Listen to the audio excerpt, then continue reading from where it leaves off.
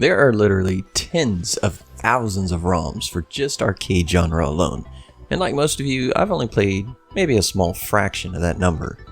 But what if I missed a hidden gem out there? What if there's a ROM I have in my Pi or PC or hack console that could be one of the best games I've never played? We decided to let a random picker decide what ROMs we review. Welcome to episode 2 of our series, Random ROM Reviews.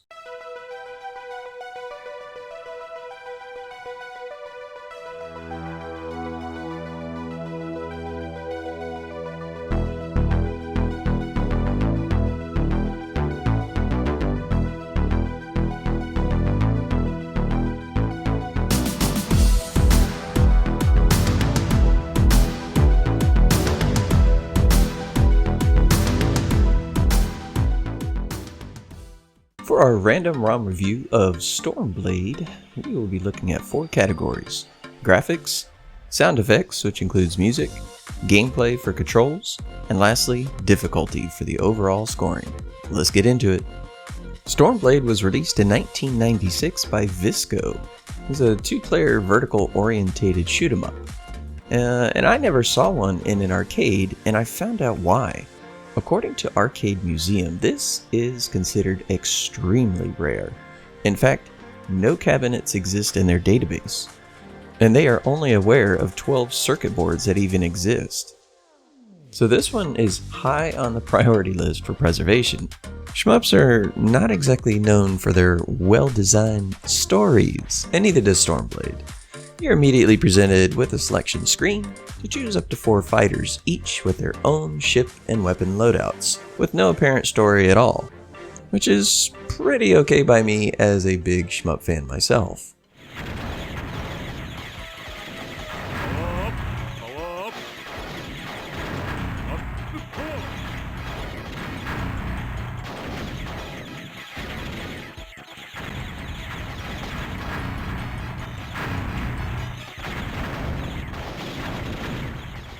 Stormblade feels somewhere between the playstyle and graphics of Strikers 1945, and taking into account the massive number of bullets, enemies, and interactive backgrounds, probably closer to Armed Police Batrider. And these guys at Visco were definitely fans of the 80s hit movies Top Gun. They have several references and even have an F-14 and a MiG from Russia to pick from.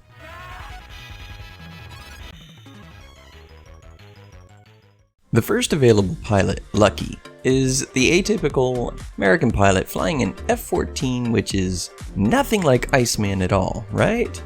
Yeah. Anyway, Lucky is equipped with the wide blaster guns and missiles, which help destroy enemies your guns don't get. His bomb shot is the Scattering Phoenix missiles, which lays out a nasty salvo that cover the entire screen and deal damage in a wide area.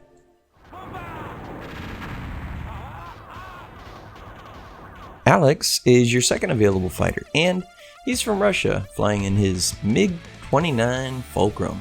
This MiG is equipped with smart lasers that, when upgraded, have an additional arc that helps cover the screen from incoming enemies with your basic shot.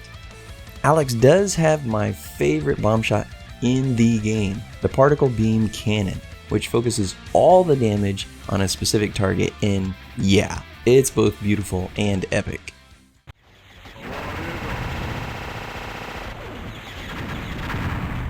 Camel is the third fighter available in the group and flies the formidable AV-88 Harrier. Her aircraft comes equipped with the Sting wave shots that, when upgraded, also include homing missiles to track down the enemy. Now, Camel's bomb shot is the Honeybee Special, which is a concentrated area attack of some lethal firepower.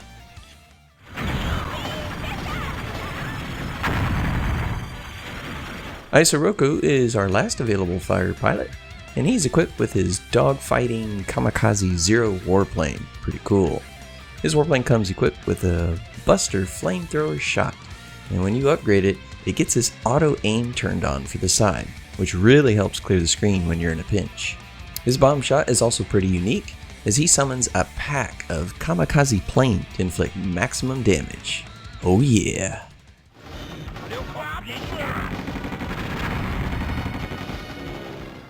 let's first take a look at Stormblade's graphics, and this game scores well. Stormblade comes with lots of graphic details, which is a must in arcade games. The smoke from missiles coming in from the main ship on level 1, to the shadow of my jet, and the turn of the ship as I move from left to right, and the myriad of background objects that can be destroyed, like tanks and warehouses and oil fields. Sprite work for the players and enemies are also done very well, and you'll see this especially when you die a lot. I mean, you'll notice just how good the explosion animations are done. And what does every good shmup need? That's right, huge and intimidating bosses, which Stormblade has plenty of.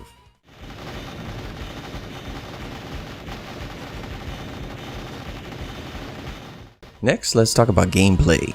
Controls are simple. You get an 8-way joystick to control your fighter, a shoot button, and a bomb button, and that's it.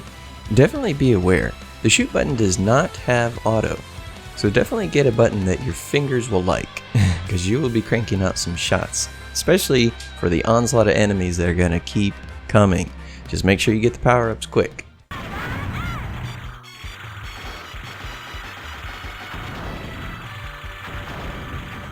And while each fighter has its own style and advantages and disadvantages, I thought that Camel was actually the hardest to use, mostly because of the color palette, honestly.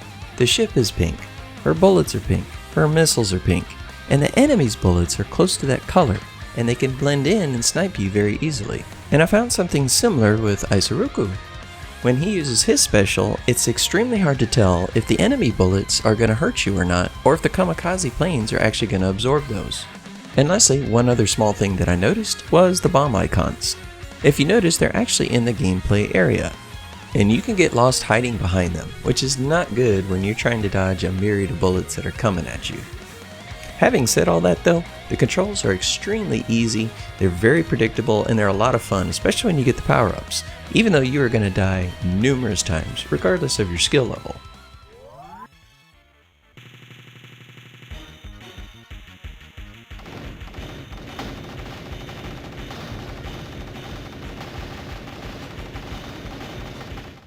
Next, let's look at Stormblade's sounds, which takes advantage of a lot of voice sampling in this game.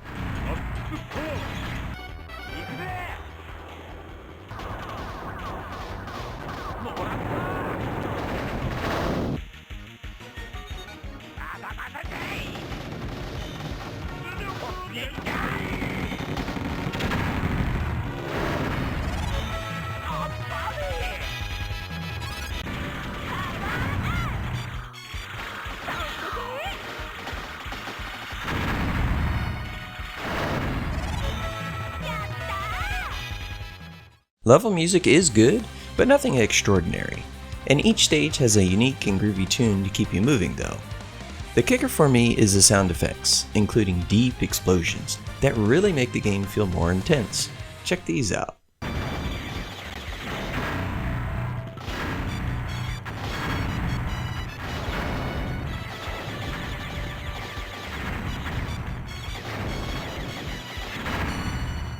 Last, let's look at difficulty. And shmups are normally pretty hard, especially when it comes to the arcade.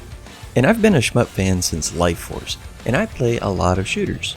To me, this one is definitely up there in difficulty, but it's also balanced enough with a steady flow of power-ups and special weapons that, after a few rounds, you might even be able to pass a level without even using a continue. This definitely gives it a balance, as it keeps it fun, but it also gives you that challenge of a tough shmup, but not the feeling of Mission Impossible. And because of this, the replay value is definitely high. So here is how we score Stormblade as an arcade shmup. It ranks high in the graphic department. The sound effects are solid, and we like the use of voice, but the music is nothing really extraordinary.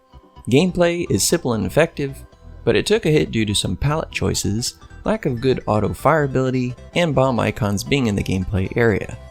Difficulty is good, and though Stormblade plays hard at first, quickly becomes balanced with power-ups and gamer experience after the first attempt. Overall, we give it an 85.5, A-. Anyway guys, thank you so much for joining us. We hope you're really enjoying these episodes of Random ROM Reviews. Can't wait to the next one. Don't forget to like and subscribe, and we'll catch you next time.